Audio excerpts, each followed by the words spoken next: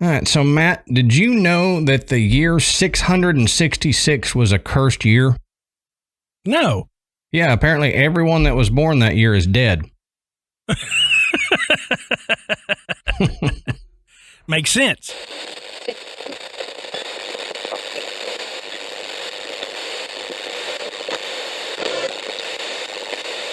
Good.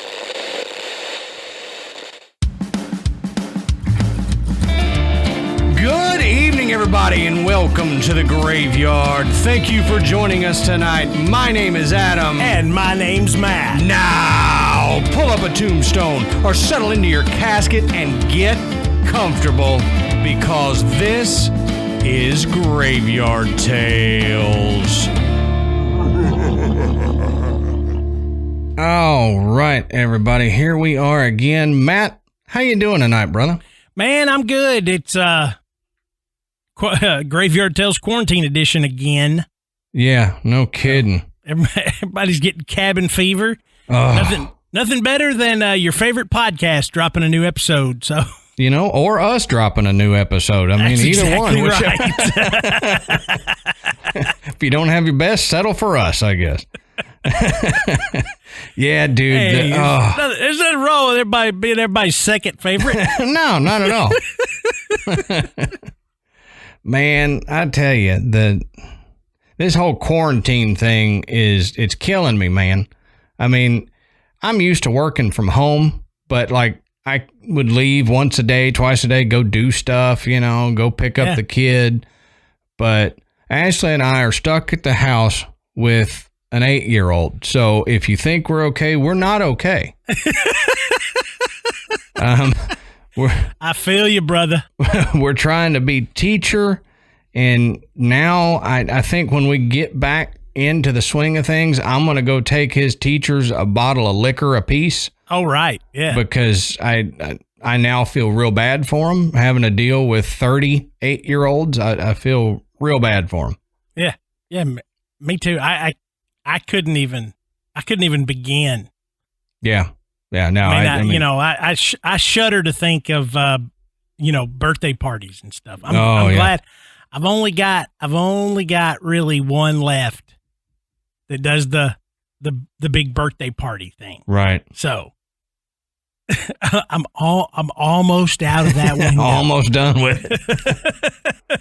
Yeah. With having a dadgum carnival in my backyard, you know. Oh yeah.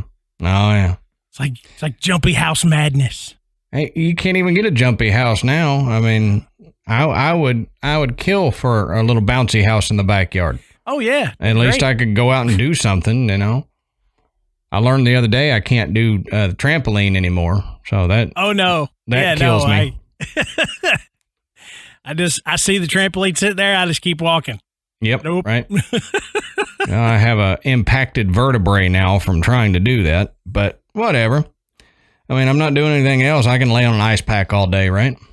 Yeah. Well, I thought about opening the pool the other day, and I was like, no, they'll jump in it.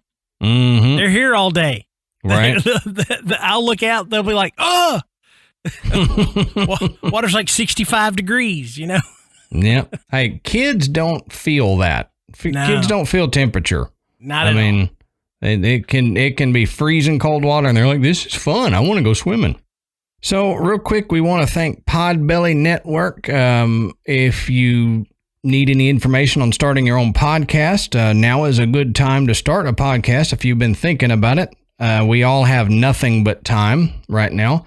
It also has a lot of other podcasts that you can go search and discover something new that you might not discover on a regular basis. So go check them out at podbelly.com. Great website, great bunch of people, and great bunch of podcasts to be aligned with there. Another thing we wanted to thank tonight's sponsor, Shudder. Great time to dive into Shudder right now if you haven't. Absolutely. But we'll talk a little more about them later, but thank you, Shudder. And on that note, Matt, why don't you tell us, what are we talking about tonight? Okay, so tonight we are going to be discussing curses and hexes and what to do if you get cursed and maybe how to break it. We're going to talk about some of the different types of curses. We're going to talk about some famous ones too. But, there's a little bit of a difference, Adam, between a curse and a hex. They're very similar, but they have some subtle differences. And most people probably don't know that. That's right. You use the word like jinx and all that other kind of stuff. Okay, they're kind of synonymous. And we're gonna act like they are tonight because we're gonna primarily be saying the word curse. We're not gonna be saying curse words. We're gonna be saying the word curse. But curses and hexes, they may have the same intent. They're looking for similar results, but there are differences where hexes are typically considered to be evil spells, and they're used to inflict harm on an individual. And hexes are used by practitioners of witchcraft and usually require witchcraft to break them. Curses are typically spoken or written and generally can be used by anybody, even clergy members. And although both require rituals and spells, the hex is more commonly directed with a specific intent, where curses typically are used to bring about general misfortune. For example, if a scorned witch, wanted to hex her former lover, she may do so that women would find him unattractive and prevent him from ever finding a wife. A curse may simply make life hard, cause some financial distress, relationship difficulty, loss of mental faculties, and so on and so on. So, you can get very specific results with a hex, but again, that's actually casting an evil spell on another individual. Whereas a curse may be, it's just, well, we're going to get into it, but a curse may just be like, bad luck will follow whoever opens this door, something like that. And I felt like I was cursed for many years, really, because I had just bad luck all the time, and not even a joke. I just thought I was cursed for a while. Yeah. And if you notice, I've got 4-leaf clovers tattooed on my wrists. That was my dumb idea of getting rid of it. I was like, hey, if I wear 4-leaf clovers, then that's good luck, right? And now I've just got 4-leaf clovers on my arms. Well, the opposite of this are charms. Right. Something that's meant to bring about good fortune. We're not going to really discuss charms tonight. We're really looking at the curses and hexes. But they're all in the same vein. You cast a magic spell so that you can come into some money. Right. Or make somebody fall in love with you, or to get that promotion at work. We've all heard the term, that guy's living a charmed life. That's really all it means, is there's something in the universe that's giving him a little bit extra help. But with a curse, there may be something in the universe that's turning things against you. Right. Whether it's, you get up and you spill coffee on your pants as you're going out the door to work, and then you're going to your car and another car drives past and water splashes all over you. You get pulled over on the way to work because you got a headlight out and all this. You're just kind of like, what the hell is going on? Right. You might be cursed. Could be. You scorned some witch in the past that's put a curse on you. So when Matt first brought this up to me, talking about this episode, I didn't know how we were going to get a full episode out of a song. And then I realized he wasn't talking about the hexes and song. He actually meant we were going to be doing hexes and curses. Been sitting on that joke for a while, Matt. I had to get it out. Oh, man. Can you tell? Because it was kind of warm and moldy. I've been sitting on it for a while.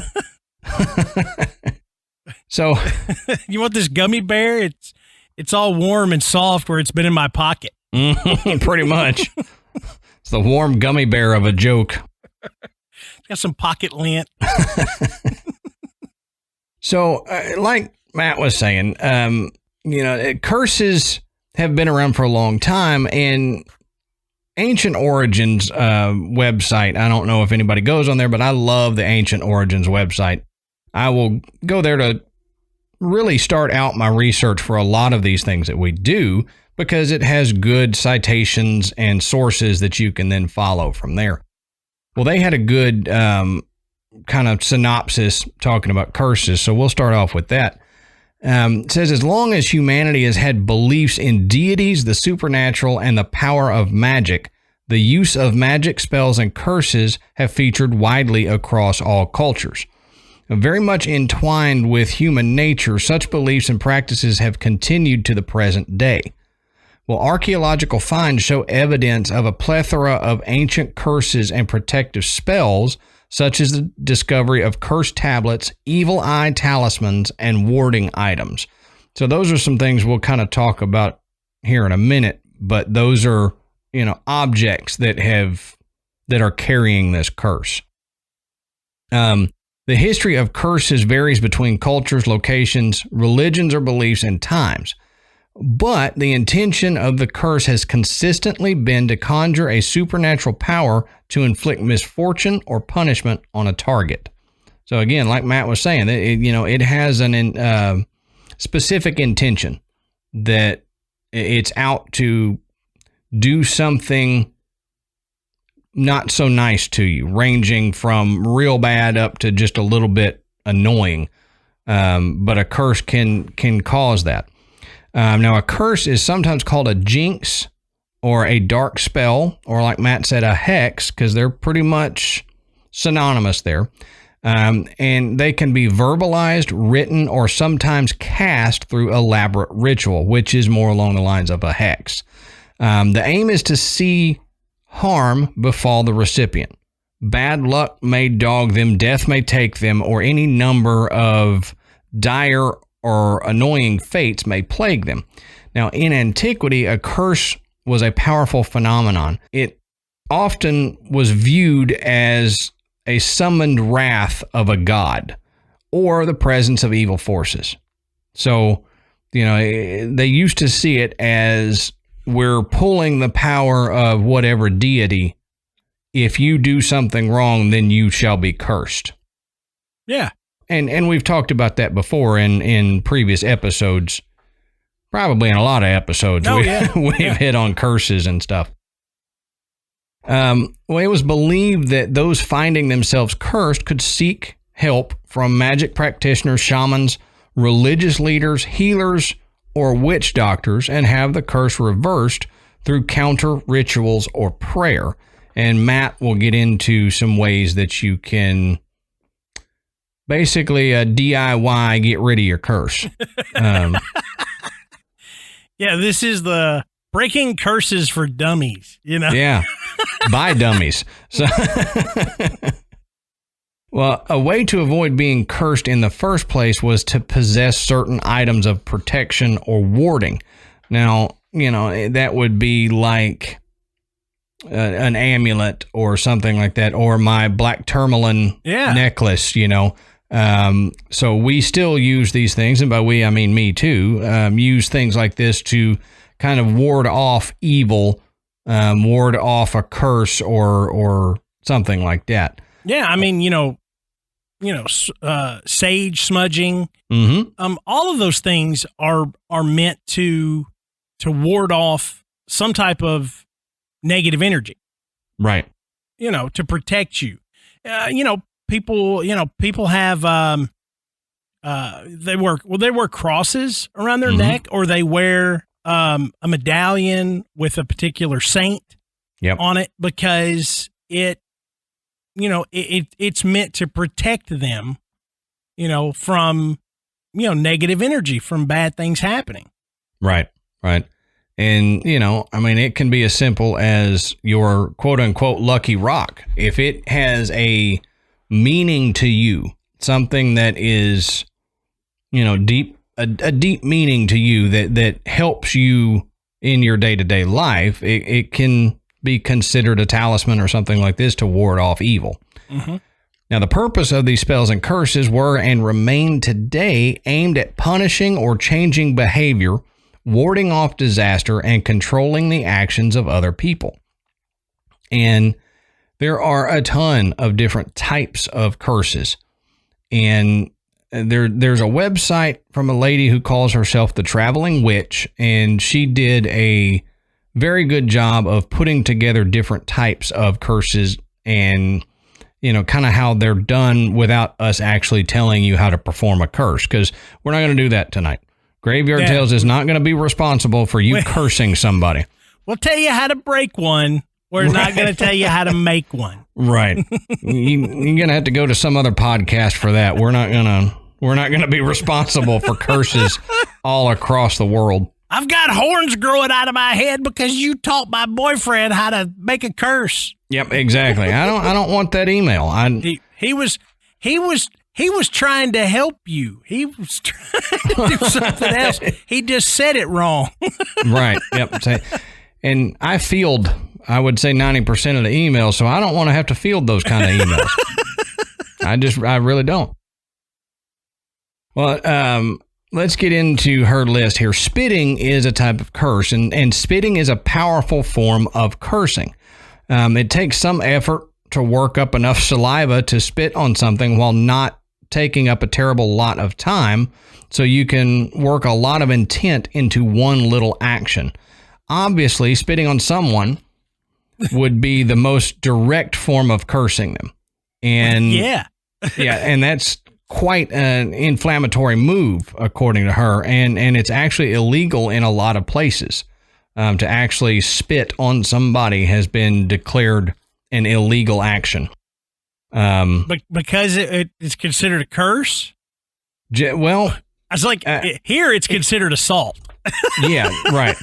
And I think that's it. It actually, it may have started out as being illegal because they thought it was a type of cursing, but now it is considered assault when you do that. So, even if you want to spit on somebody, don't do it. Yeah, you're gonna get an assault charge. And she even says, I don't recommend doing this. Yeah. So she says, instead, you can spit in front of or behind the person you're trying to curse. So I guess that's better. Yeah. Alternatively, you can spit on something of the person's, preferably something they'll make direct contact with, like a door handle, a car door, or chair.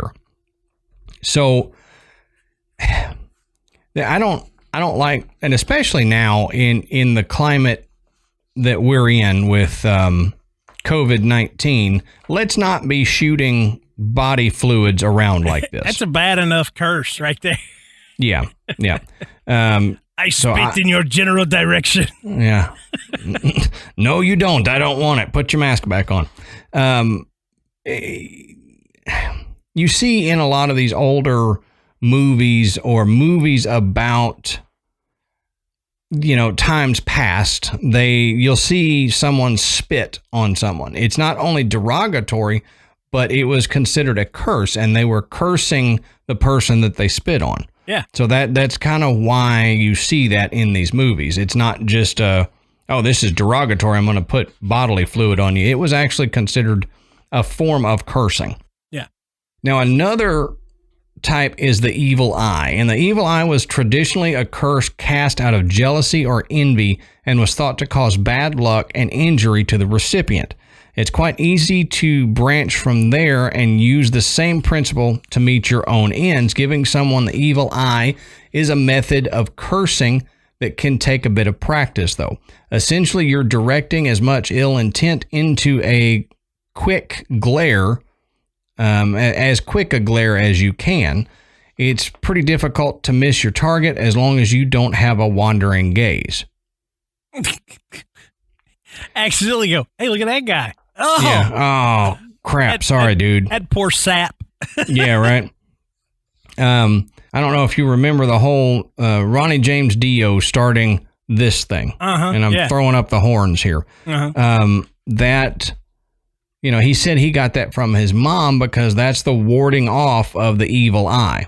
So to protect you from the evil eye, you would do that. And then it just became synonymous with rock and roll. And now this is how I wave because I'm stupid. So I'll just do that instead of waving. But, the evil eye has been thought to be very powerful for hundreds of years. And how do you know if someone's throwing you the evil eye or not? That's why it was so worrisome to people, is because I don't know, that person, it's kind of where the thing that gave me the stank eye came from. Yeah. And I don't know how regional that is, but, he gave me the old stank eye. That's kind of what that is, the evil eye, and anybody can look at you. You don't know whether it's the evil eye or not. So it was something that people worried about quite a bit. Maybe they just got one eye that kind of bulges out. They're just kind of, are you giving me the evil eye? Yeah, no. And you don't want to say that to somebody, and then they're like, what are you talking about, man?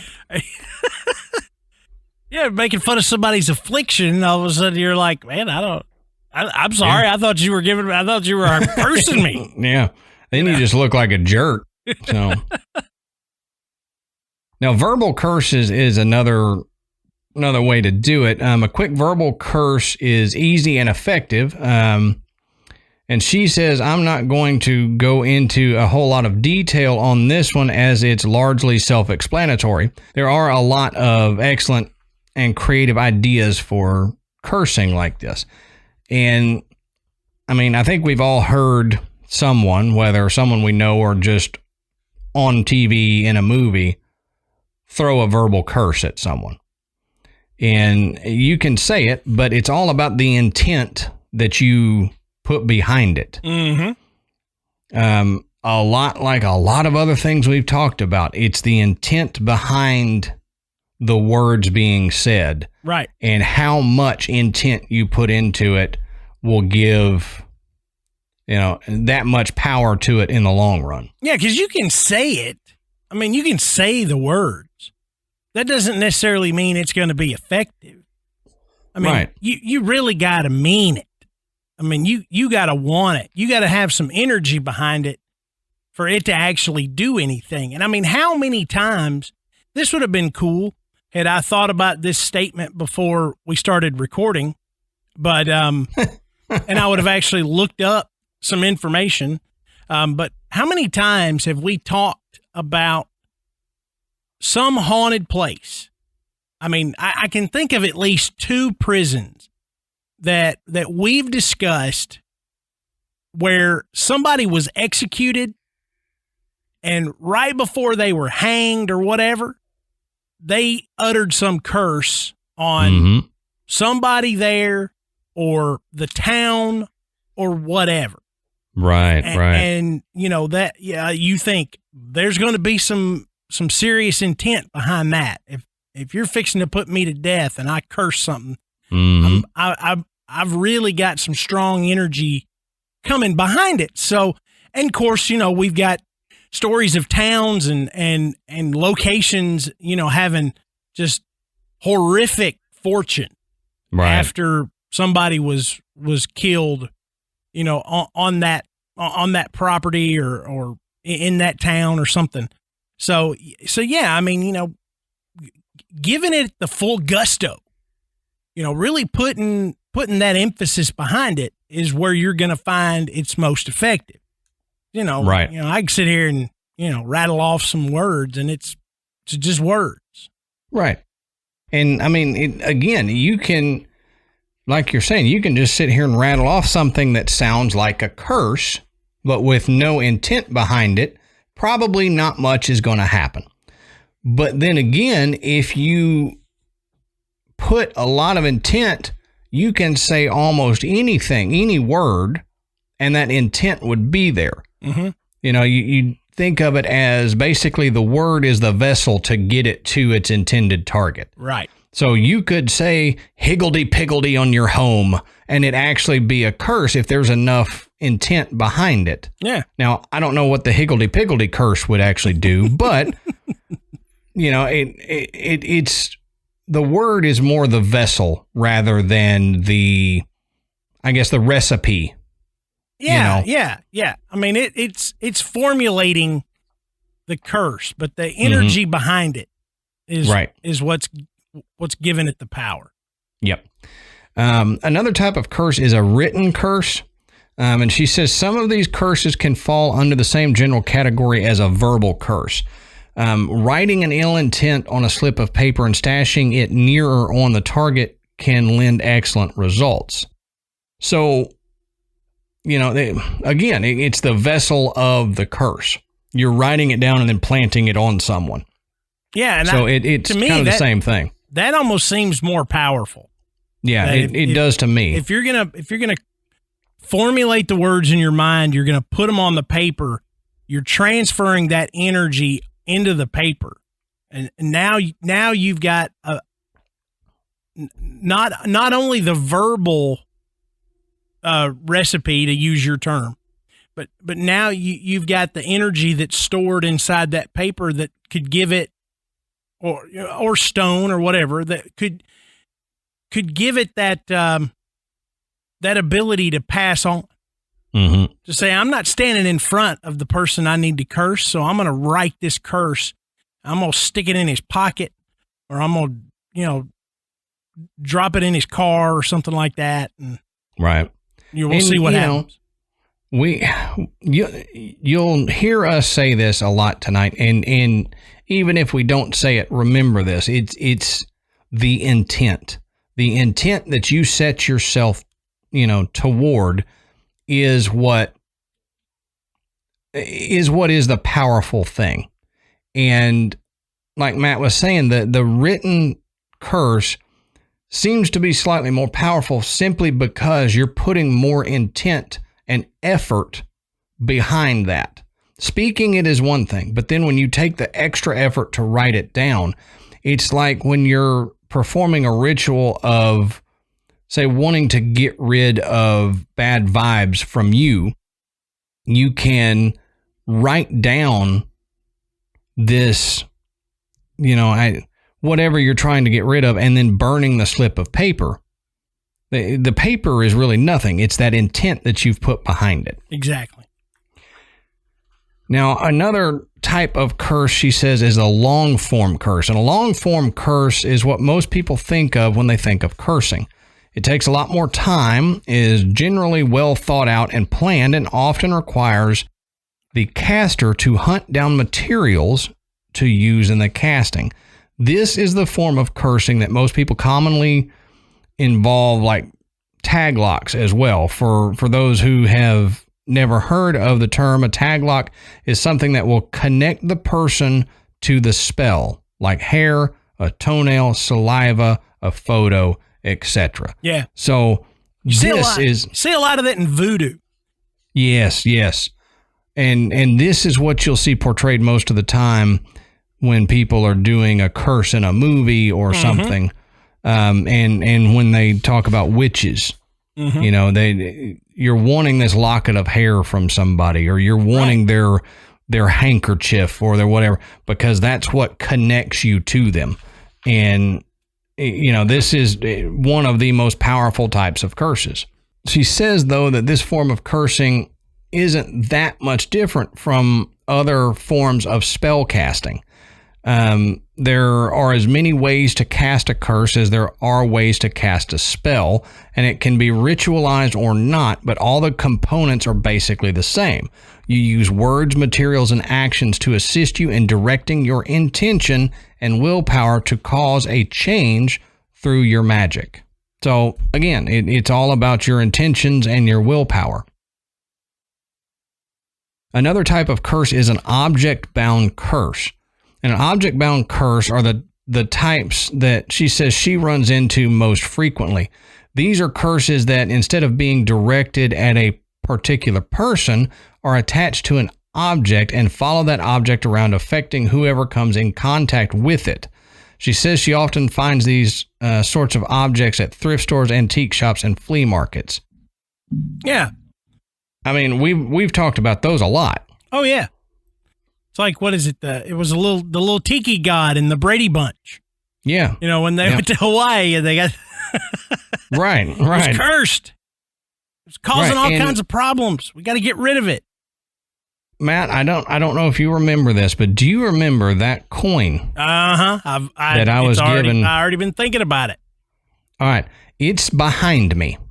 What? I thought you got rid of that thing. No, I bound it. Hold on. It's been bound in salt. And I have it bound in a jar.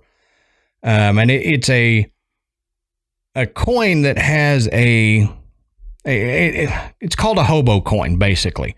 So the picture on the front has been changed by carving of the metal. Mm-hmm. And when I first got it, I noticed, like, I put it in my pocket. It was given to me from somebody at my previous job, and I dropped it in my pocket, and about 20 minutes later, I just started feeling like crap that day.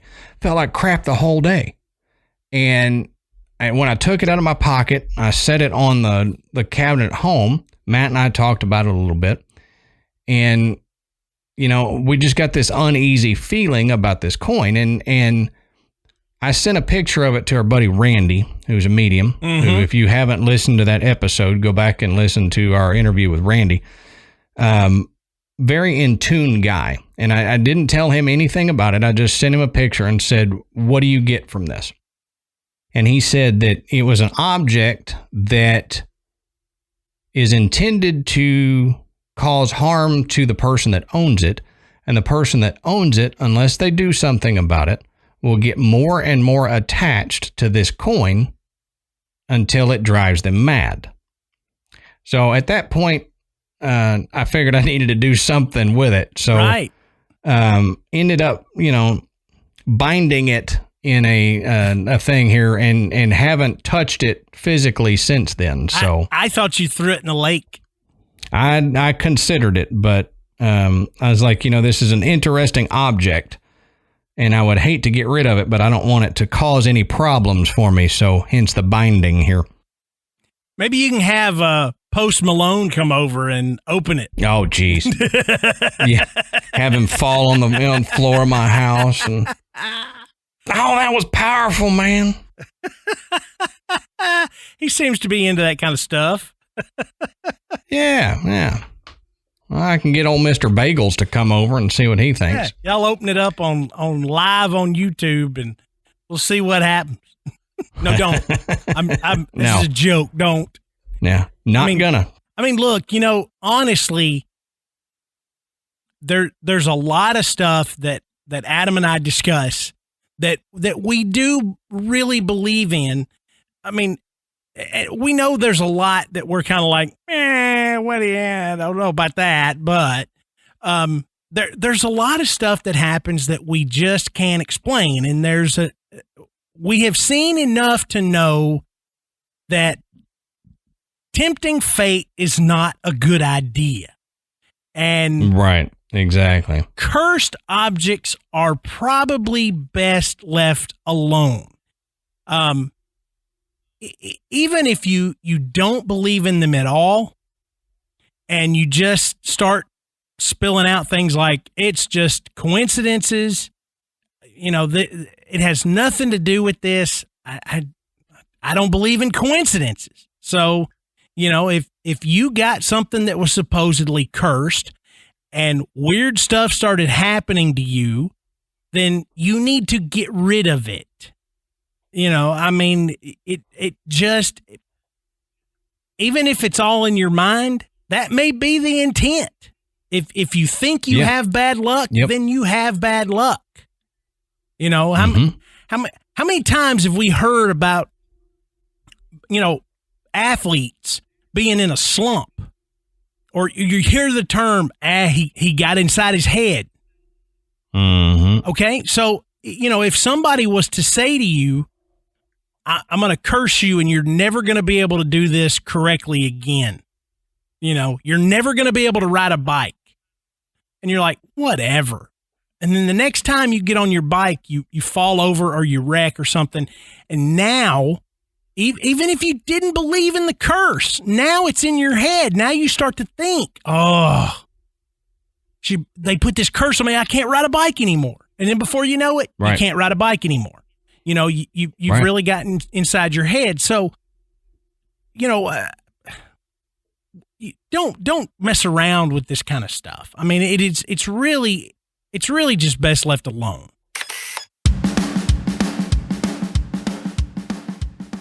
Man, Matt, you know, this quarantine and everything has got me. I've watched everything on TV. I'm just so bored with what's on TV, and I really don't know what to do. Man, I've got an idea. What's that? You should check out Shudder. Yeah. AMC Network Shudder is a premium streaming video service, super serving members with the best selection in genre entertainment, covering horror, thrillers, and the supernatural. Shudder's expanding library of film, TV series, and originals is available on most streaming devices in the US, Canada, the UK, Ireland, and Germany. You've heard of Christmas in July, but now get ready for Halloween in April. Yeah, buddy. Shudder is making April halfway to Halloween month. Shudder will launch its biggest month of non-October programming ever with the premiere of its new series, Cursed Films.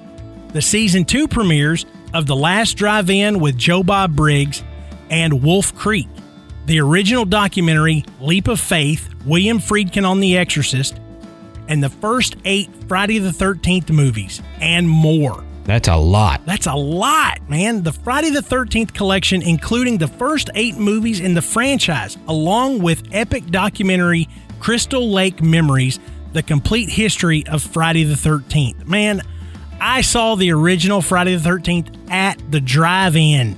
Oh, wow. I'm aging myself right there. And as we mentioned, 3 big exclusive series.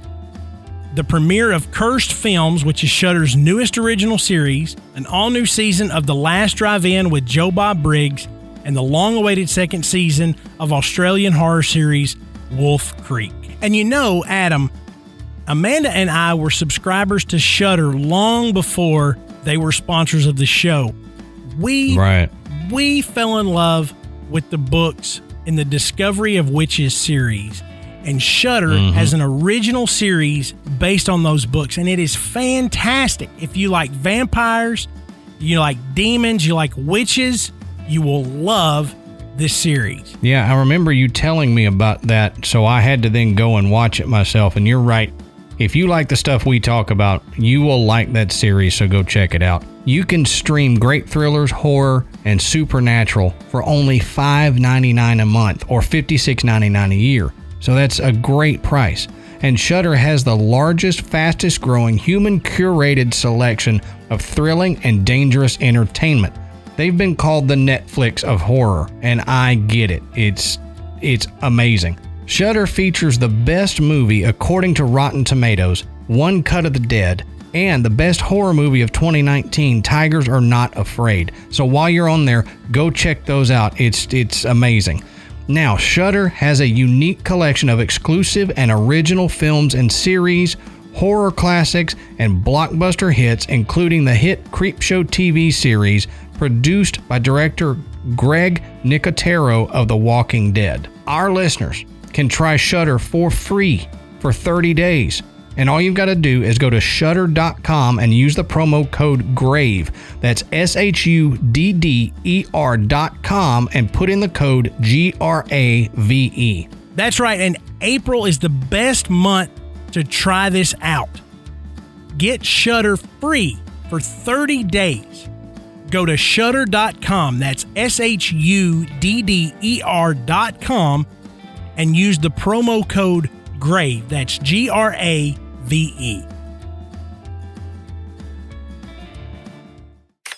You know, like Matt was saying, it's a cursed object is nothing to mess around with. And had I not had the direction that I had with this coin, you know, it may have caused me some issue in the long run. But with the information that I have gathered over the years, I knew kind of how to protect myself against it. So yes, I still have it. I don't advise anybody else normally to just keep a object that is cursed with them, but I feel pretty comfortable with the one I've got. It's safe. It's not going anywhere, and we're not going to open it up on YouTube Live or Facebook Live to test it. But like Matt said, just don't mess around with them. But curses or the threat of a cursed object was a clever method used to protect valuables for centuries. Now, during the medieval period, book curses were widely used and effective at keeping thieves away from precious tomes or important scrolls. Now, the medieval Catholic Church possessed as many of these books as they could. You know, they tried to get their hands on all of these. Yeah. And they probably still have, I would say, most of the, quote, cursed books. Yeah, and now, you know, this is a plug right here. If this kind of stuff interests you, we did a Patreon episode way back when on books that are too cursed to read. I remember that. Yeah. And it's pretty cool. And it includes books like the Grand Grimoire, which is believed to be the most cursed book. It is also believed to be in the vault at the Vatican Library. Yeah, where you can't access it. Along with right. Now I say believed, there's a lot of assumption that goes into that.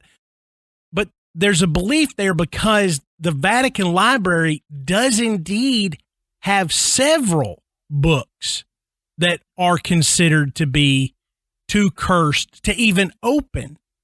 Right. And, you know, some of the books, you know, are instructions on how to summon particular demons.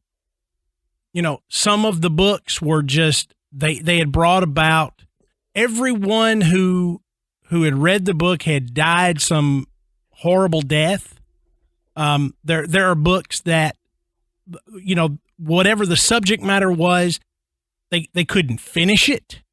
You know, it took sometimes decades, you know, and multiple authors to complete a book because it was the topic was considered cursed, and actually putting it down, you know, on paper was, you know, it was feeding the fire, so to speak.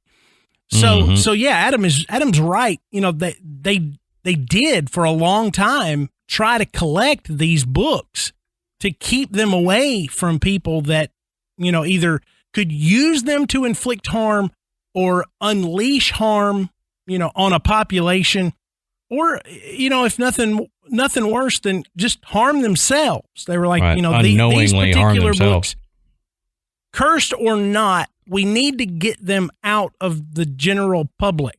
You know, they need to be put away and protected. And, you know, there's a lot of these kind of cursed books that you think, oh, well, you know, you just throw it away. That doesn't always work. And, or burn it. That's even a worse idea. You know, we learned just that. Like the Ouija board. Yeah, we learned that from Ouija boards. You know, if it contains enough energy to curse whoever owns it or reads it, you know, it's probably not a good idea to burn it, because you might just release that. You know, if it's bound to that book, then you want to keep it bound to that book. Right. And the physical book may be the only thing binding it. Exactly. And keeping it from going anywhere. So it's like the sty in my eye, hop on the next passerby. That's what my granny used to say. If you ever got a sty in your eye, you know, you had to go to a crossroads and say that. And then it would hop on the next person. Yeah, it just seems like she was trying to get all her styes onto you is what it was. Hey, Matt, come walk by me a time or two. Just walk in front of me. And she's like saying that, trying to. She's standing in the hallway, you know. Yeah. Matt, come walk in front of me real quick. Walk from the bedroom to the bathroom right through here. Sty in my eye. Please go hop on Maddie's eye. This is like a crossroads right here. Yeah. Now it says curses written in these tomes warned would-be thieves of dire repercussions, such as excommunication or damnation. And the practice dated back to pre-Christian times and was used in the earliest libraries.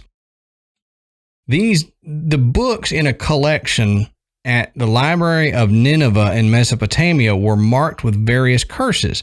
In what reads as a threat against copyright infringement, one text has this warning, quote, "Whosoever shall carry off this tablet, or shall inscribe his name on it, side by side with mine own, may Asher and Belit overthrow him in wrath and anger, and may they destroy his name and posterity in the land."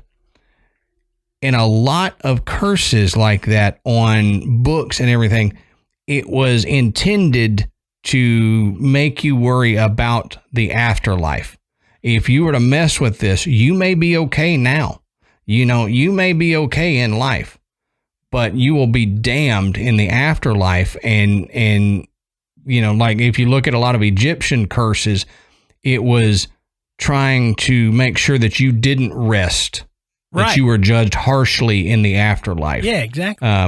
And that was a big fear for a lot of people. And so just the threat, just writing that down and someone reading that is enough for most people to go, nope, I'm out, and then leave it alone.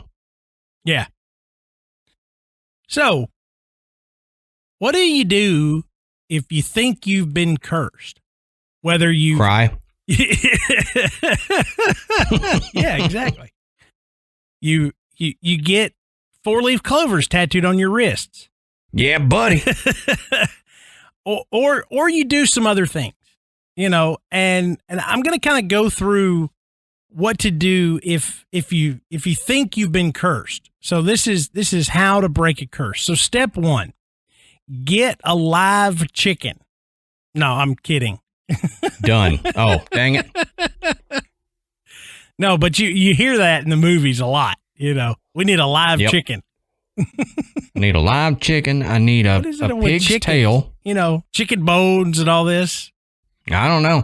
There was something I read, and this is kind of tangential to this, but kind of not. There was a way to, if you were cursed, you did get a chicken, and you were able to pass the curse threw the chicken into the chicken egg, and the chicken egg bound it. Oh yeah, I've heard of this. And then you disposed of that chicken egg, or you cooked that egg to destroy the curse. That's a voodoo thing too. Yes. Yep. Yeah. So don't go get a chicken. I mean, unless you want one. Yeah, unless you just want a chicken. Or you go to KFC. I don't think that counts. But seriously. Carry out only right now, though. No dine-in. Serious as we could be on this show. Right.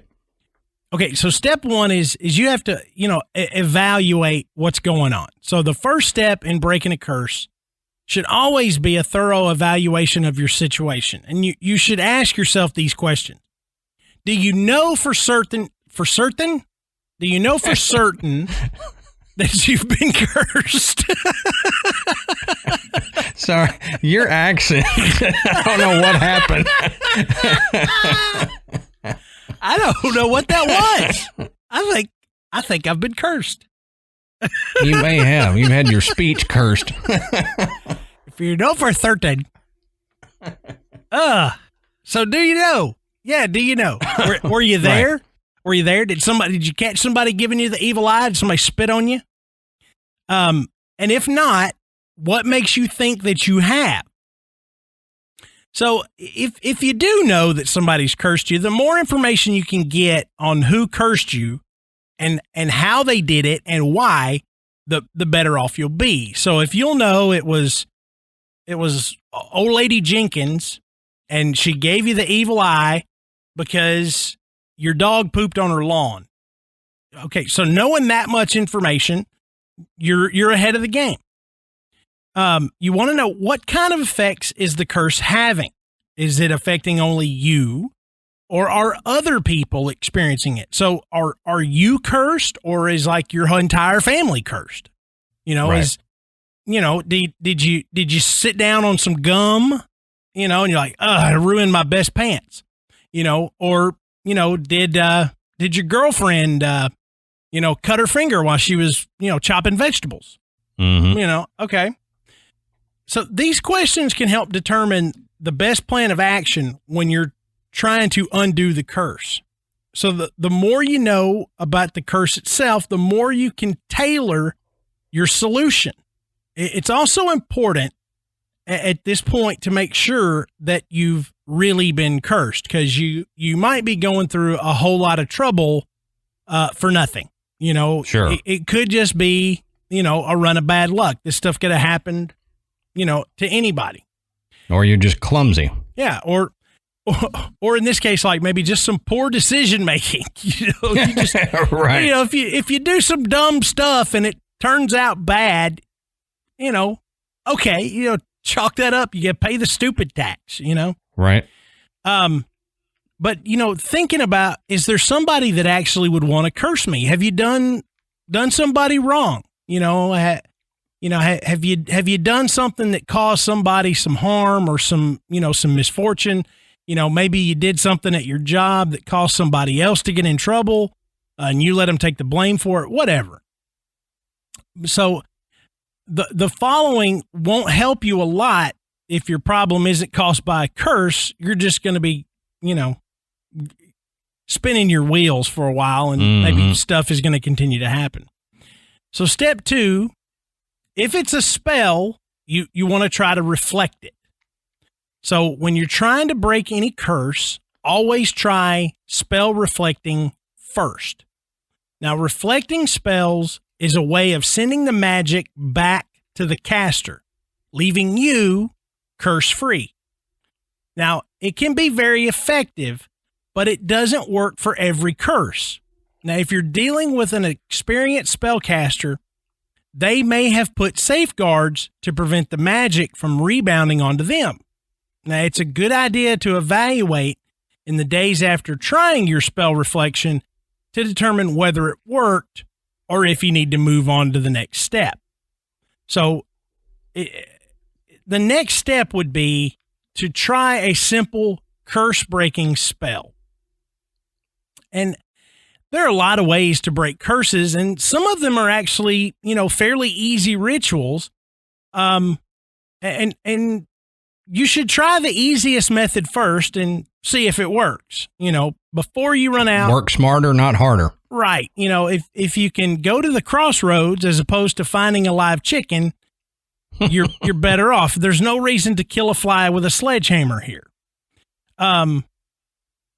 Let a source of living water carry it away.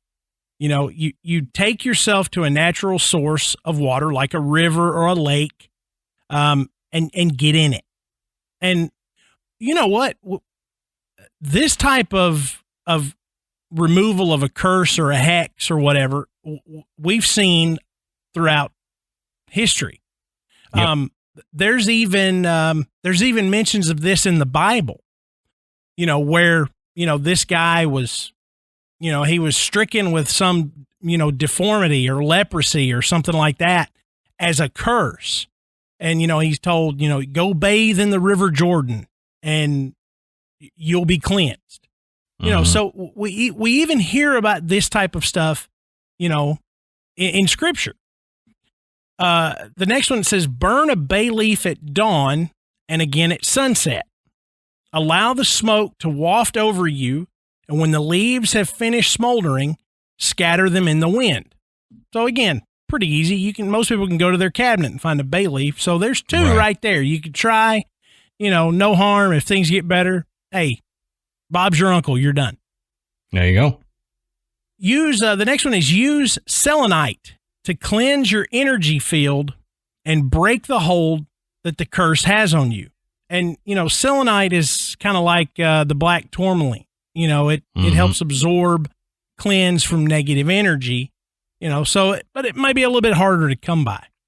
That's next on my purchase list, to be honest with you. Oh, yeah. Is that selenite, going, put it by the bed, along with my chunk of tourmaline. Adam's gonna go to the doctor, and they're going to be like, Adam, you've gained like 12 pounds since you were here last.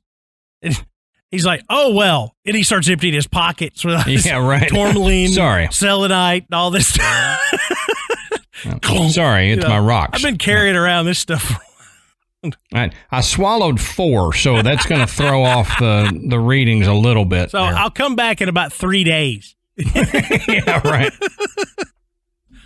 The next one is take a bath with Epsom salt and hex-breaking herbs. So bay leaves, fennel, jasmine, and nettles are all common hex-breaking herbs.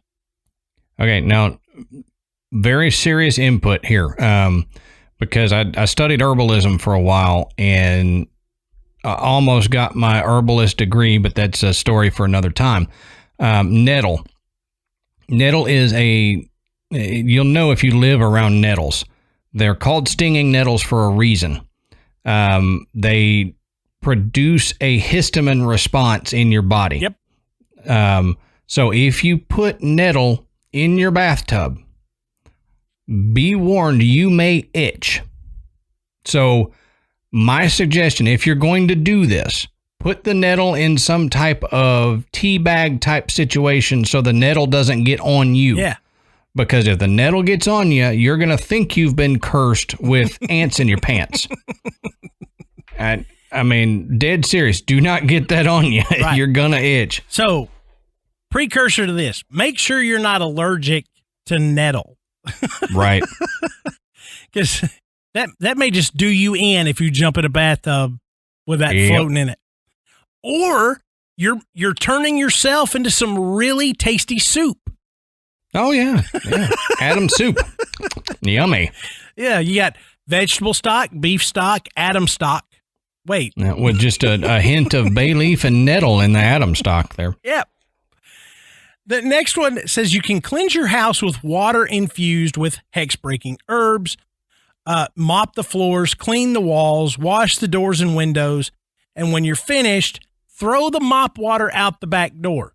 Now, basically smudging, right? Yeah, essentially. But that throwing the mop water out the back door, that's a very specific direction. You know, so there's something to that.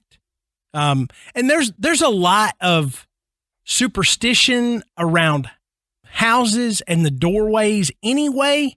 You know, I was seeing somebody the other day and I had come in their back door. They were like, "You're not superstitious, are you? Because I'm going to let you go out the front door." And I was like, "Not for this." Like, right. It was raining. And I was like, "Yeah, I'm going out the front door." Yeah. And that's like when you cleanse your house with sage. If you're doing a sage burning in your house, they say you need to leave a door or a window open so that negative energy has a place to go. That's right. So that it's not just basically pinging all around your house. You're just bouncing around. You're playing ping pong with it. Yeah, right. Or setting off your smoke alarm. Yeah, right. Done that. All right. Then the next way to break a curse or a hex is by brute force. So if the curse won't be reflected, punch the curse in the face. That's right. just keep punching yourself right in the face until you knock the curse right out of you. Or 3 teeth. I don't know. That's right. Whichever comes first.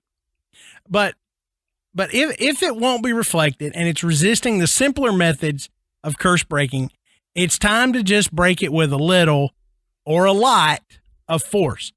Now, this spell is simply an example of one that can be used, and there are many out there, and you should pick or tailor the spell that most closely fit what you need about the curse. Now, this is what you're going to need. You're going to need some supplies for this one. So, air drying clay, water charged with the sun's energy, preferably at noon, a slip of paper and a pen, red ink is preferred, a bay leaf, a black candle, a fire-safe container, a tool for writing in clay, and a hammer. So, some of these things you might have laying around. Some of them you're going to have to work a little bit to get. But the spell must be performed at night and will be most effective if performed during a new or waning moon. So you cleanse yourself and your workspace thoroughly and anoint yourself with solar water. You light the candle, Write down on your slip of paper all the effects that the curse has had on you. And it says to be thorough and specific. When you have everything written down, fold the bay leaf into the paper and set it on fire. Allow it to burn completely to ashes in the fire-safe container because you don't want to burn your house down. Right. When the ashes... You're already cursed. Don't do that. That's right. Again, this may have been the intent of the curse. This fool's going to burn his own house down. Now, when the ashes are finished smoldering, set them aside and take a small portion of clay, and it says enough to create a talisman that will be easy to carry, but not so small that you can't inscribe it. And anoint it with a drop of solar water. Mix the ashes into the clay thoroughly. Roll the clay into a ball and flatten it into a disc. Be sure not to make it too thin. And on one side, inscribe the words, "No more befouled, again unbound, again unbidden." On the other side, inscribe a symbol to represent the curse. Now, this can be like a sigil or just a little simple doodle or drawing. Then you close your ritual space, blow out the candle, and let the talisman dry according to the directions on the clay.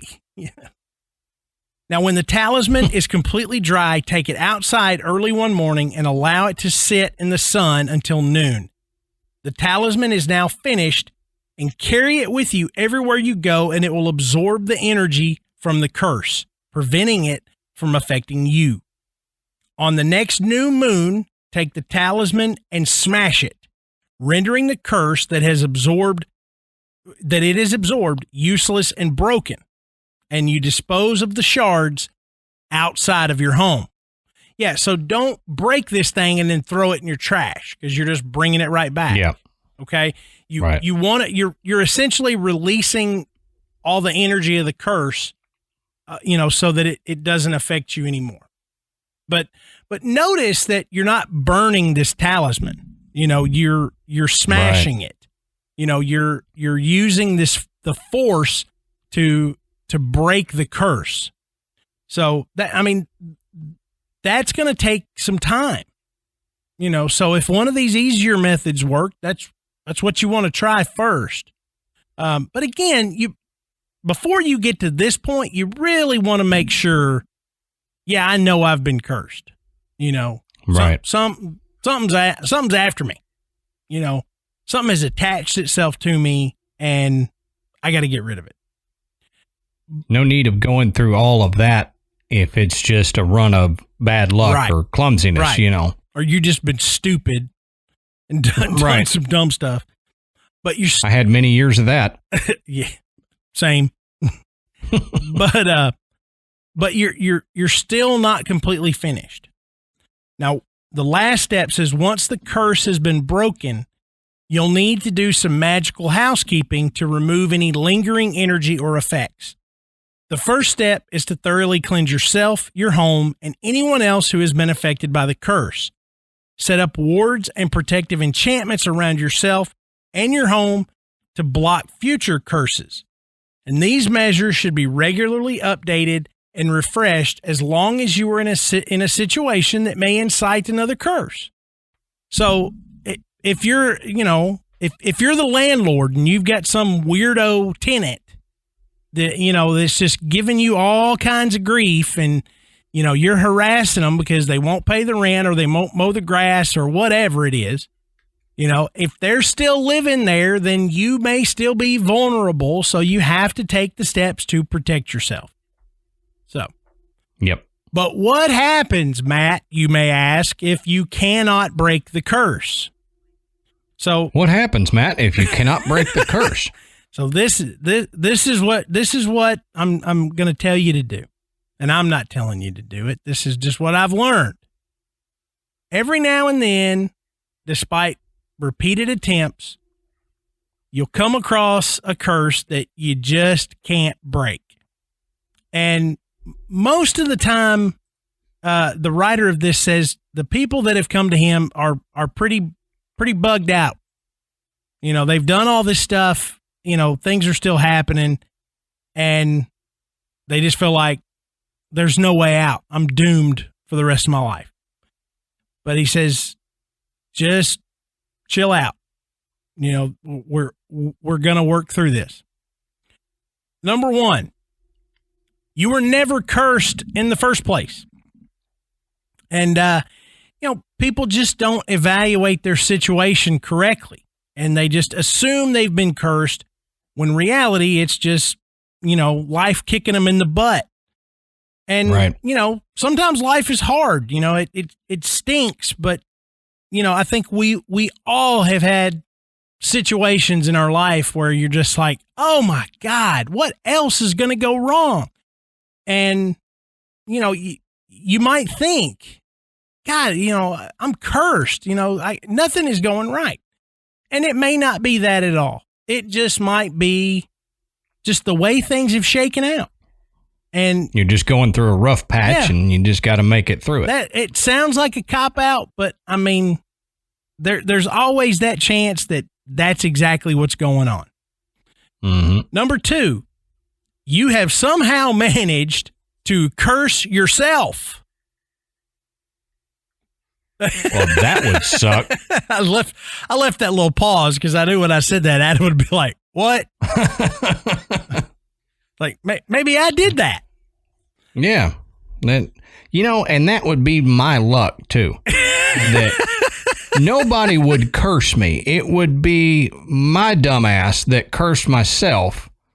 And who are you going to blame for that? Nobody. Yeah. So, you know, the brute force I'm going to have to use to break the curse is I am actually going to have to punch myself in the face. Yeah, exactly. To get this to stop. You know, so that wasn't a joke earlier. That was a premonition, is what that was. It's just this, idea. You know, you're fooling around with something that you shouldn't be, and next thing you know, heck, you know, you've cursed yourself. So it's unlikely, but it's not unheard of. And often people, when bad things happen, will jump to the conclusion that they've been cursed. And they spend so much time worrying and freaking out about it that they actually end up cursing themselves with all that gross nervous energy. That was what we were talking about earlier. You know, you think you're cursed, you believe that you're cursed, and the next thing you know, you are cursed. You know, it's taken over. It's like we talked about with tulpas and stuff. If you believe something to be true and you envision something so much, you can actually create that negative effect. Yeah. And that's why, you know, it sounds stupid. And when people say it, you roll your eyes and you're like, oh, you weirdo. But when they say focus your intentions on being happy, and you will be happy. Sometimes this doesn't work. I give you that. But other times, if you put enough intent into your mood and whatever, you can have a palpable negative reaction to something just by thinking negative thoughts. Yeah. And it could go as far as you have cursed yourself by thinking that you're cursed. Yeah. And, you know, there is a lot of power to positive thinking. And the advice here is just stop and relax. Now, you know, understandably, there are situations where medical professionals are required to help people through things. And, you know, better living through chemistry, I always say. But, you know, so we're not saying, you know, if you're battling depression, convince yourself to just be happy. That doesn't always work. No. You know, but, you know, if you really think that over the last month or so, you have just really hit a lull and things just don't seem to be going right, sometimes focusing on the positives can help you break out of that cycle. And sometimes that's all it needs, you know, to get out of this situation where you may feel like you have been cursed. Yep. So, and that's the advice here, essentially saying, you've done something that's affected yourself, and this is how you need to undo it. Now, of course, if you've got a medical condition, you need to seek medical help, Right. We do not give medical advice. That's right. And we don't claim to. But if you can't get rid of this and you've done all of these things, then there are actually people out there that can help you. And sometimes this takes a little bit of witchcraft. Whether you travel to New Orleans and you go into a real voodoo shop, not a touristy one, not a tourist one, but you go into a real voodoo shop, and you talk to somebody that's a real practitioner. If you know somebody who does practice witchcraft, or claims that they're a witch, then it's worth at least talking to them, because they may have an idea on how to do this. So that, again, right. that's going to be your last resort. Nothing else has worked. Then, just like I said, sometimes you got to seek the help of a medical professional. Sometimes you got to seek the help of another kind of professional. So, right. And it's like, if you go back to our voodoo episode, when I was having issues and I happened to go into that voodoo shop, and the guy out of the blue randomly came up to me and said, I need you to buy this color candle and buy this color candle, take it home, meditate on it, and your answer will come true. It will come to light. And I did it, and I found out what I needed to know that was causing me the problems and all that. And it was unsolicited advice, but it was somebody well-versed in that kind of thing. Yeah. And I would never have figured that out without his help. And it was the right advice. Right. So, I mean, again, like Adam and I always say, there are things that we don't necessarily understand. And if you've done all this stuff and you still feel like you're cursed, then talk to somebody who knows a little bit more about it than you do. Or than Matt or I do. Yeah, definitely. You can come to us. We can point you in the right direction, but right. We're not breaking curses. No. But, we curse a lot, but that's a whole other thing. Sometimes we do. With all this talk about curses and hexes, I think, you've probably all come across something that was fairly famous that you like, oh, I remember the story about the curse of this, or the curse of that, or there was a Hardy Boys book you read as a kid, the curse of the clock tower, or the whatever. Yeah. But there are a lot of famous curses. And I'm going to go over some of these. So Adam actually helped me when we started, helped me pronounce this first one correctly. So this is the curse. You're welcome. The curse of Utsi. Yeah. So the frozen body of Utsi, also known as the Iceman, was discovered in 1991 in the Utzel Alps on the Austrian-Italian border, some 5,300 years after the Bronze Age man died. Rainer Henn, a forensic pathologist who examined Utsi, died in an auto accident 1 year later. All right, that might be a coincidence. Yep, could happen. Yeah, Kurt Fritz, the guide who led Henn to Utsi's body, died in an avalanche shortly thereafter. That one is a little bit more extreme. Getting a little weirder, Yep. Helmut Simon, who first discovered the body, died from a fall while hiking in 2004.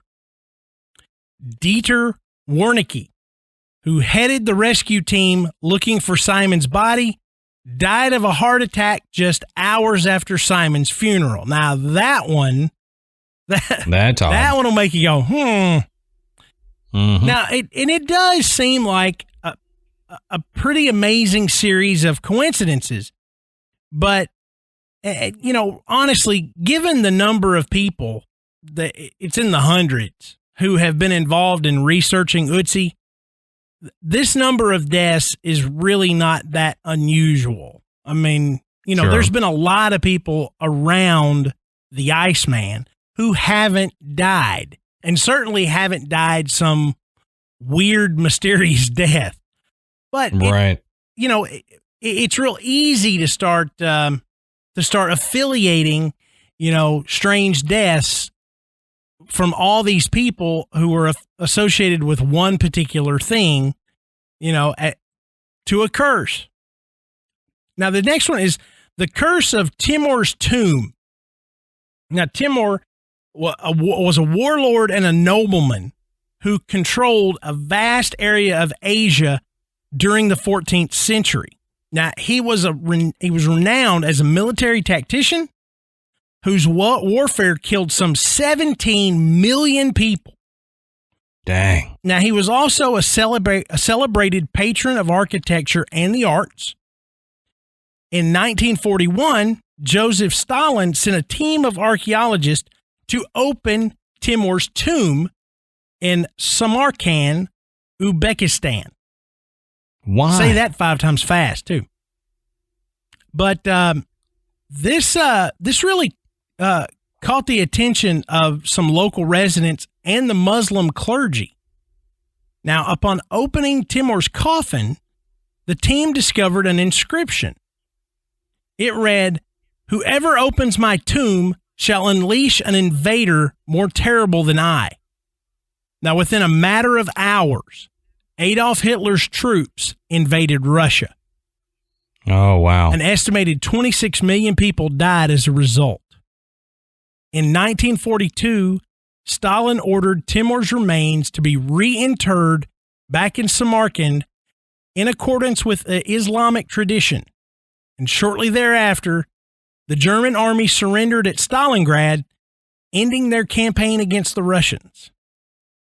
Now, again, could be coincidences. Very well, but it's could be. Very interesting. Now, we talked about cursed objects, and that one was a really good example of the written curse. It's meant to deter anyone from disturbing the body or opening the tomb.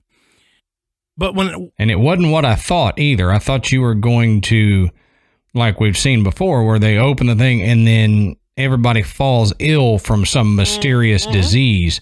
Yeah, exactly. And that, you can think, okay, well, maybe that's early chemical warfare where they knew they had a disease so if you open this, you breathed it in, then you died from whatever disease.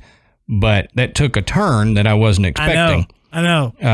And that's what made it pretty cool. Yeah. But when we talk about cursed objects, cursing jewels has been a common practice for centuries. Matt, are your family jewels cursed? I got 5 kids. What do you think? Yes, they are.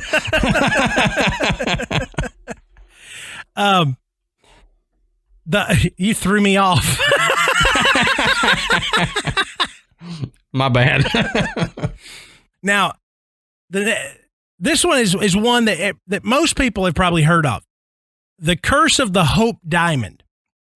Yeah. Now, French merchant Jean-Baptiste Tavernier, according to legend, stole a 115-carat blue diamond from the eye of a Hindu idol in India.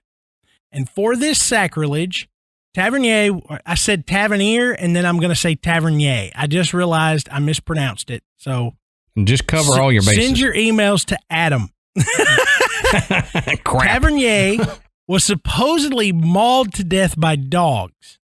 But in reality, he sold the gem to King Louis XIV of France in 1669 and retired a wealthy man.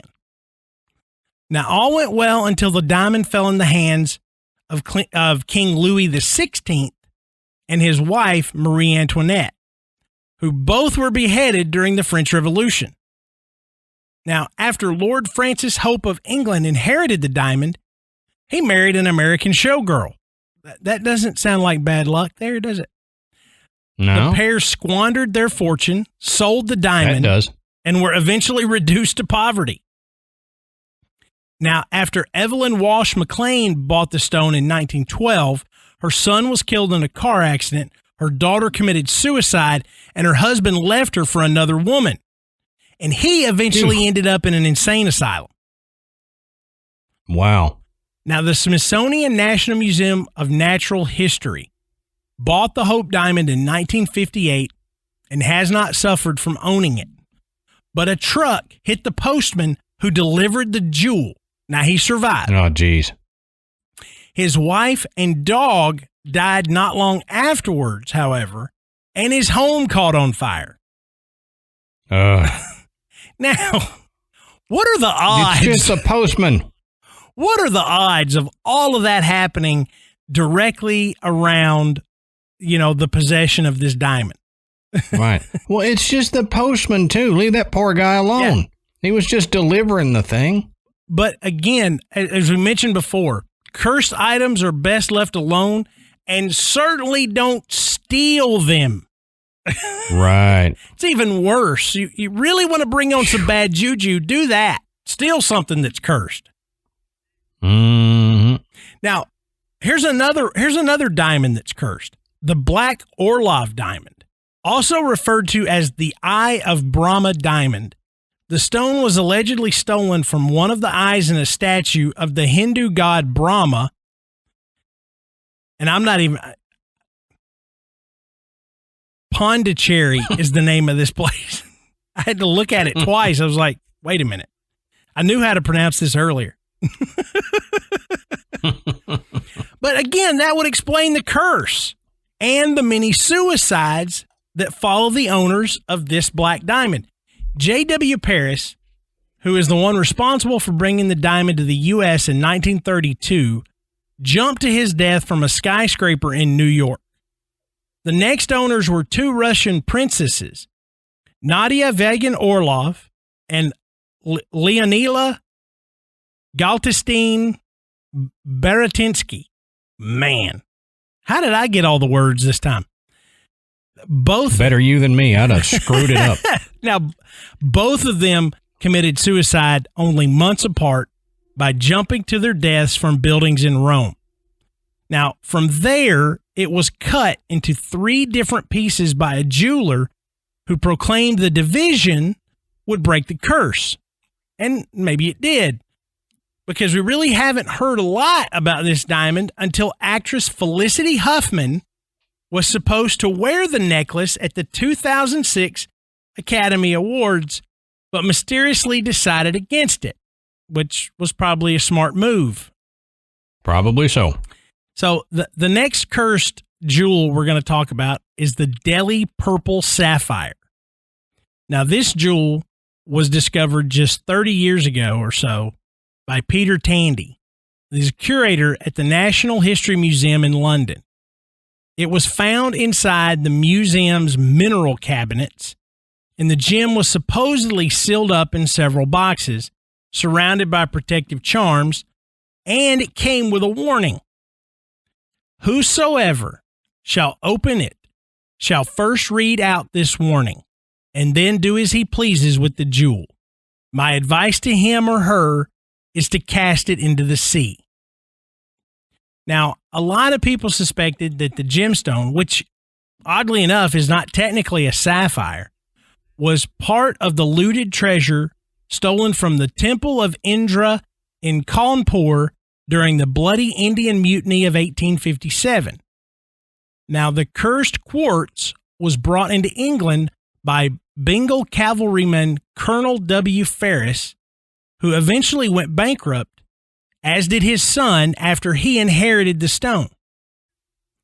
Now, it was then purchased by writer Edward Heron Allen, who later claimed it brought him nothing but bad luck.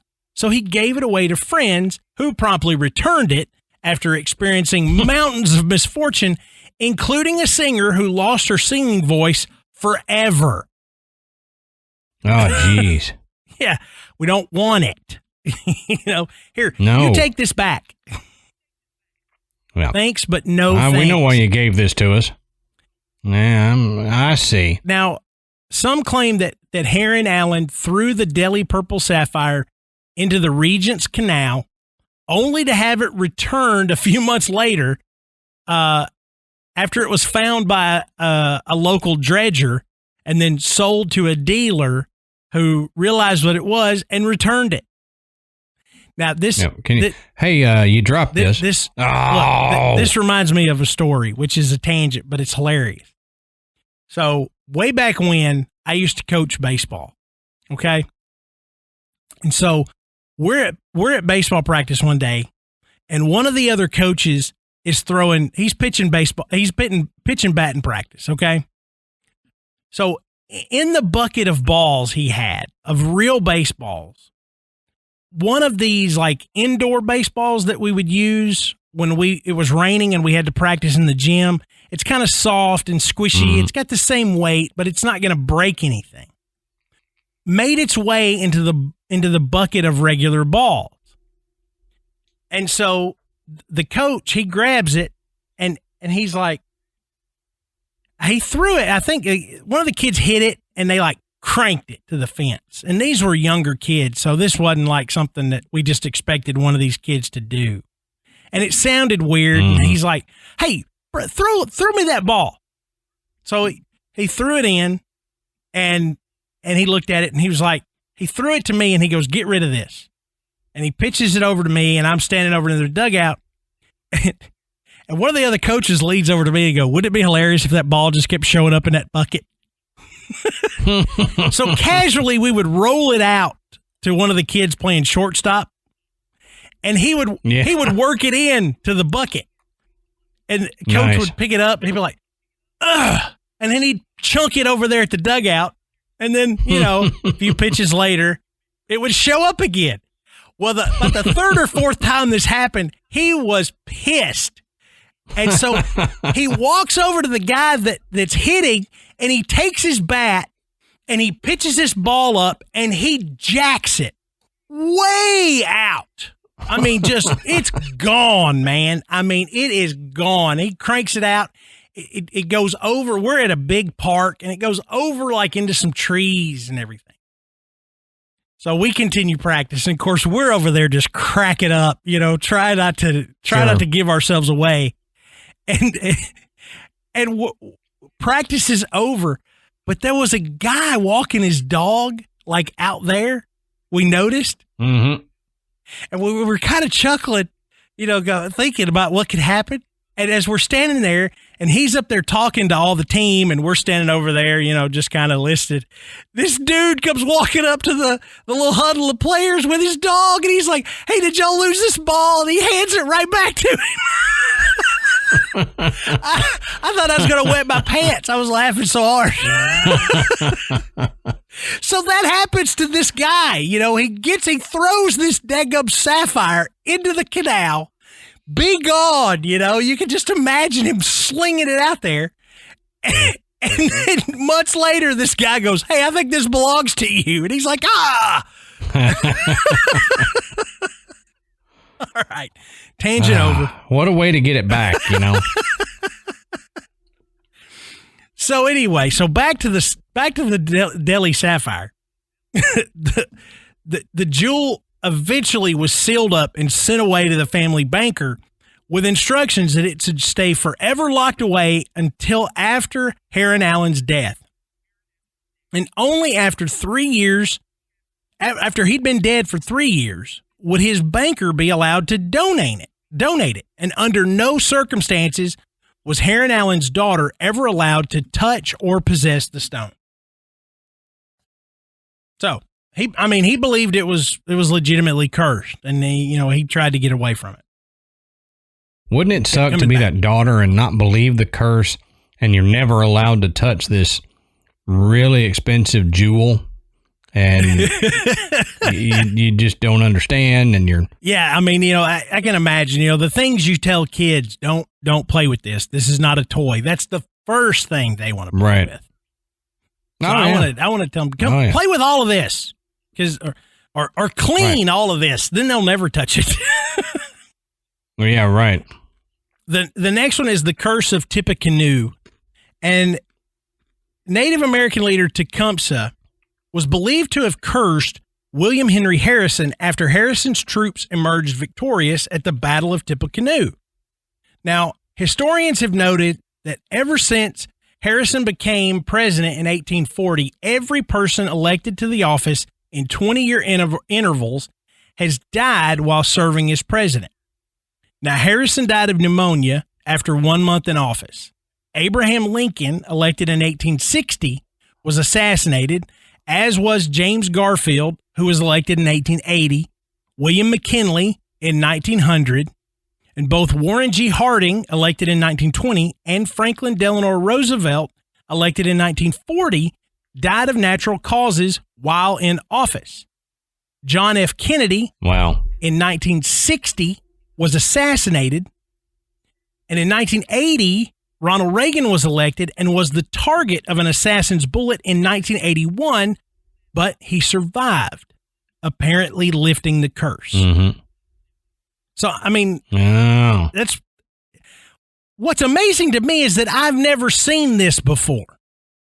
How did I make it through history class without this ever coming up? So that's what I was just sitting here thinking is how did I never hear about this until this episode? Yeah. I mean, I was like, how did this escape me? But anyway, pretty cool. Now, this next one I think a lot of people will know, especially if you're a sports fan. It's the GOAT and the curse of the Chicago Cubs. And I had to include this. Oh, sure. Now, in 1945, a man named Billy Goat Cianis was ejected from a Chicago Cubs game because he brought a goat with him. Now, Cianis was none too happy about being ejected from the game and reportedly cursed the ball club with the words, "The Cubs ain't gonna win no more." And sure enough, the Cubs lost the next game and didn't win a World Series for more than a century, despite many attempts over the years to lift the curse, some involving goats. While most regarded the curse as a silly superstition, many longtime fans took it really seriously. And in April of 2013, police in Cook County found a decapitated goat tied to a tree near a golf course. And a few days later, an unknown man delivered a smelly box addressed to Tom Ricketts, who was the owner of the Chicago Cubs. Inside was a decaying goat's head. Ooh. But, of course, the Cubs did finally put the curse to bed by winning the World Series in 2016 after 108 years. Now, if I can curse you and keep you from doing something for 108 years, I've got to say it was pretty effective. All right. But we're gonna close out with probably the most famous curse, the one that I would bet most everyone knows. And it's the mummy's curse, or also known as the curse of the Pharaoh. Now, this is, like I said, one of history's most famous curses, and Adam and I dug down into the Pharaoh's curse in episode 70. So if you want to know more about it, check out that particular show. Now, we couldn't talk about curses without including this one, but we're not going to go into detail because we've done that. But here's a synopsis. According to some reports, the tomb of King Tutankhamun was guarded by a stone inscribed with the ominous threat, "Death shall come on swift wings to him who disturbs the peace of the king." But we know Egyptologist Howard Carter and Lord Carnarvon opened the tomb to worldwide fanfare in 1922. Shortly thereafter, however, strange fates befell those who had entered the tomb. Lord Carnarvon died 4 months later while in Egypt from an infected mosquito bite. A few hours after his death back in England, Carnarvon's beloved dog Susie let out a yelp and died. Financier George J. Gould died of a fever 6 months after visiting the tomb. Wolf Joel, a South African millionaire, was murdered a few months after his visit to the tomb. A.C. Mace, a member of Carter's archaeological team, was killed by arsenic poisoning, and Carter's personal secretary was found smothered in his bed in 1929. But researchers have determined that of the dozens of people connected with opening of the tomb, the vast majority of them lived long, healthy lives. That's something else that Adam and I go into in episode 70. And others have speculated that some of the deaths may have been attributed to toxic molds or bacteria that were disturbed when the tomb was open. Something else that we get into a little bit more detail in that show. But as I said, we couldn't talk about curses without talking about possibly the most famous one of all time. But, this was really, a topic that was very, very interesting to me. And, I've always had a fascination with, people that carried good luck charms, people that wore, a talisman. And, I'm no different. I keep a chunk of black tourmaline on my bedside table. I think we've all done something that makes us feel a little bit better that it's keeping, an evil curse or some negative energy or just run-of-the-mill bad luck at bay. Whether it's, going in and out of the same door when you enter a house, or, not stepping on a crack, or, toting around a rabbit's foot, finding a 4-leaf clover and pressing it in a book, anything like that. I think we've all had some experience with that. And at some point in time in everyone's life, you might put a little bit of credence to it. But, the actual casting and breaking of hexes and curses, we've seen it in Hollywood. We just watched The Chilling Adventures of Sabrina, which is a guilty pleasure. I mean, that show, it's actually a good show. But it's very tongue in cheek. But it's so tongue in cheek that it makes it worth watching. It doesn't take itself too seriously. But there's a lot of that goes on in there, hexes and curses and jinx. Oh my. And, if you can get your fill of it. And, I enjoy that kind of stuff. I enjoy, the idea that somebody stole a diamond and it carried a curse with it. And you can follow the history of this thing for decades of all the misfortune of all the people that possessed it. I eat that stuff up. But, what do you guys think? Adam's got a thing we think is cursed or possibly could be, and he's got it stored in a jar. He just brought it up on camera. It's in salt, and, like I said, I thought he'd thrown it in the lake, but, do you guys have anything like that? Did your grandmother hand you something down and go, don't ever open this box? Like the Dybbuk box, supposedly passed down from a grandmother who survived the Holocaust and said, don't ever open this because we've trapped a Dybbuk inside. Do you have something like that?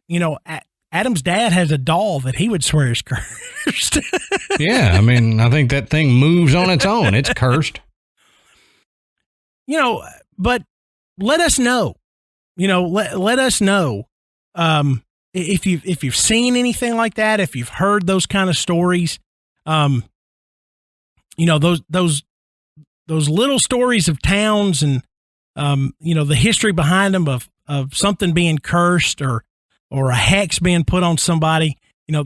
Those are a lot of fun. And we didn't even touch on all the things that were associated with the Bell Witch right here in Tennessee. Right. Of all the curses that she put on the town of Adams and the family of, the Bell family. So there's a lot of information out there. But let us know what you guys think. Absolutely. If I would be real interested if your family supposedly has been cursed. If your grandparents or great-grandparents told you that back in the day, the so-and-so family cursed our family and da, da, da. I'd be very interested to know that because the generational curses interest me a lot. So hit us up on, Facebook or social media or email or something like that and tell us the story. Yeah. And you can find us, as Adam said, on Facebook. You can get in our Facebook group. You can catch us on Twitter and on Instagram. Just go and search Graveyard Tales and check out our website. It's graveyardpodcast.com. And on the website, you can listen to the show. You can find links to buy Graveyard Tales merchandise. You can find out a little bit more about Adam and myself, and you can become a patron. And we always like to thank everyone who has donated to the show. It really keeps us going. I think that's all I got, Adam. Yeah, man. Good episode. And yeah, thanks to all those people that support us out there, because it allows us to keep doing these fun episodes. And, they seem to be getting a little longer here as we go, but that's just... Yeah, this was a long one. We're able to put a little more time into it because of y'all's support. That's right. And thank you to Jeff, who helped us research this topic. We really do appreciate it. So, until next time, we'll save you a seat in the graveyard. See you soon.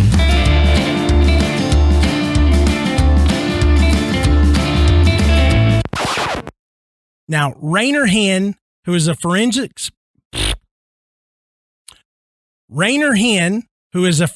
pathologist, examined Ötzi and stated that the man